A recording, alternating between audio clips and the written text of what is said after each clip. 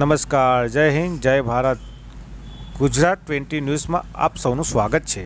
ઠક્કરબાપા ચોકડી જ્યાં રાતના દરમિયાન ટ્રક ચાલક દ્વારા વીજ થાંભલા નુકસાન પહોંચાડી ફરાર.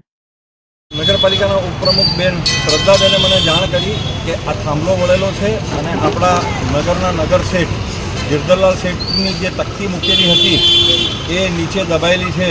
તો આ પૂજનીય નગર શેઠની તકતી આ રીતે ના હોવી જોઈએ. તૈયારીમાં અમે લોકો ભેગા થયા અને એને કઢાવવા માટેનો પ્રયાસ કર્યો, કોશિશ કરી, પણ ત્યાં સ્થળ પરિસ્થિતિ જોતા એવું લાગે છે કે આજે એક્સિડન્ટમાં રાત્રે કોઈ ટ્રકવાળો MGVCLના થાંભલા વાળી ગયો છે અને આ લાઇન 11 kV જણાય છે આમ જોતા.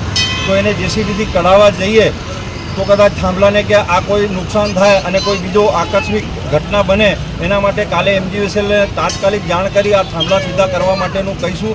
ખરેખર તો MGVCLે આ ધ્યાન રાખવું જોઈએ. આજુબાજુ પૂછપરછ કરતાં ઘણા લોકોનું એવું કહેવું છે કે ઘણા સમયથી આ થાંભલો આ રીતે વળેલ છે.